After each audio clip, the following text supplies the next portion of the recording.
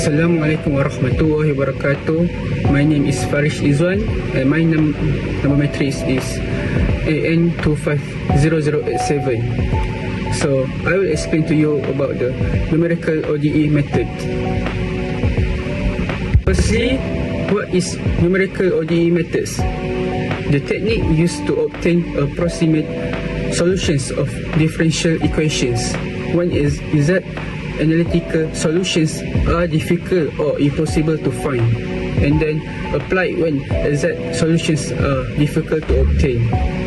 So, enables prediction of system behavior through numerical calculations, and commonly used in engineering, physics, and computer simulations. Now is for quick understanding, like imagine pushing a toy car across the floor instead of predicting exactly where the car will stop using one formula. The numerical method calculates the car's positions after a very small time interval, then repeats this process many times. By combining all these small steps, the motion of the car can be predicted accurately. So now we are comparison of numerical methods. For the advantage for the Euler methods, simple and easy to implement, and then the second order Taylor series method, more accurate than Euler method, and then for the fourth order Rich-Kuta method, high accuracy and stable results. And then for the disadvantage we got for the Euler method, lowest accuracy and larger error. And second order Taylor series method requires calculation of higher order derivatives, and then fourth order Rich-Kuta method, more computational steps required. So that's all for comparison of numerical methods. Okay, so what we got here are example of solving a first order initial value problem or using the Euler methods. So as we can see, our problem asks us to analyze the differential equation, that is y prime plus 2y equals to x exponential of 3x. We are looking at the interval from 0 and 1. Starting with the initial condition y0 equals to 0, to approximate this, we'll use a fixed step size of h equals to 0.2.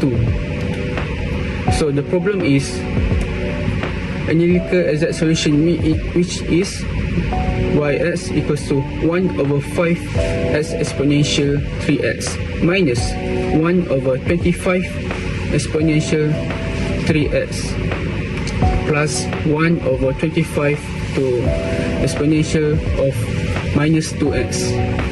Our main goal here is to calculate the Euler approximations at each step and compare them against this exact solution to find the absolute errors. So let's take a closer look at the result table to understand how this numerical approach unfolds step by step.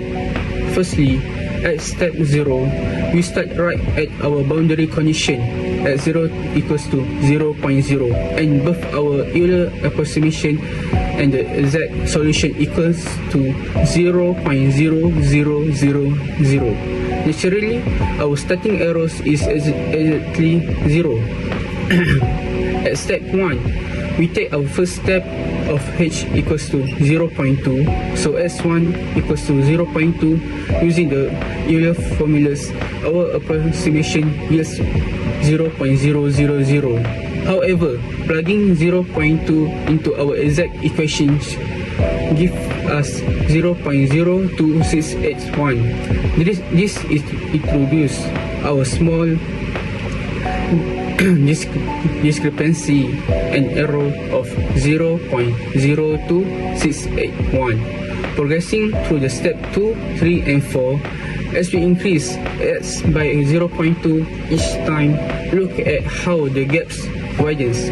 By the time we reach x equals to 0.6 at step 3, our approximation is roughly at 0.309, while the true value is closer to 0.469. That push our error up to about 0.187.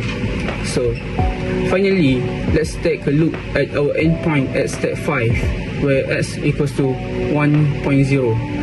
Our ALOS methods give an approximation of 2.31062, but the exact solution is actually 3.21910. This leaves us with a final total error of 0.90848. This example perfects, it illustrates a core characteristic of ALO methods because it's a first-order numerical method that relies on our linear approximation. The truncation errors accumulate at every single step. When a function grows rapidly, like this one involving exponential terms, the approximation tends to drift significantly from the true curve.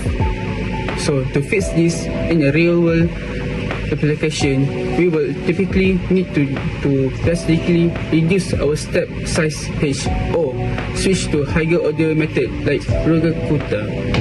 So that's all for this one. So this is about the comparison of numerical methods. Firstly, for Euler method is the simplest numerical technique and requires the least computation, but it's produced the largest approximation error. And then the second order Taylor series method. This to improve accuracy by including higher orderative information, resulting in better prediction than Euler method. And lastly, for the fourth order Ruger-Kutta methods, it provides the highest accuracy among the three methods and is widely used in engineering application due to its reliability and stability. So that's all from me. Thank you.